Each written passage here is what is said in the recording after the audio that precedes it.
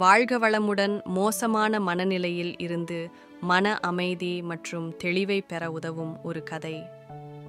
ஒரு காலத்தில் ஒரு பெண் தனது ஒரே மகனை இழந்து மிகுந்த துயரத்தில் வாடிக்கொண்டிருந்தாள். தன்னுடைய துக்கத்திலிருந்து விடுபட ஒரு வழி தேடிக்கொண்டிருந்த அவள் கௌதம புத்தரை பார்க்கச் சென்றாள். அவர் நிச்சயமாக இதற்கான தீர்வை கூறுவார் என்று அவள் நம்பினாள்.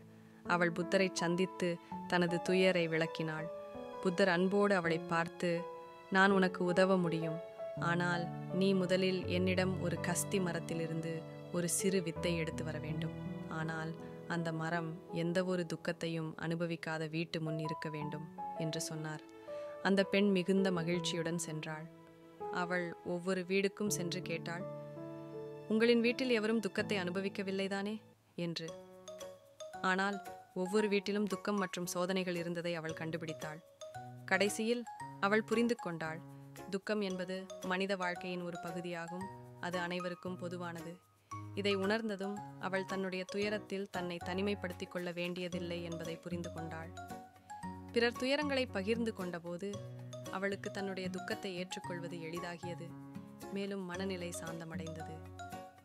இந்த கதையின் பாடம்: இந்த கதை மனநிலை மிகவும் மோசமாக இருக்கும் பொழுது துக்கம் மட்டும் உங்களை தனிமைப்படுத்தும் என்று எண்ணாதீர்கள் என்பதை கற்றுக் கொடுக்கிறது. துயரத்தை பகிர்ந்து கொள்வது, துக்கத்தை ஏற்றுக்கொள்வது மற்றும் அனைவரும் சோதனைகளை எதிர்கொள்வதை நினைவில் கொள்வது மனதில் அமைதி மற்றும் தெளிவை ஏற்படுத்தும். நன்றி. வாழ்க வையகம்.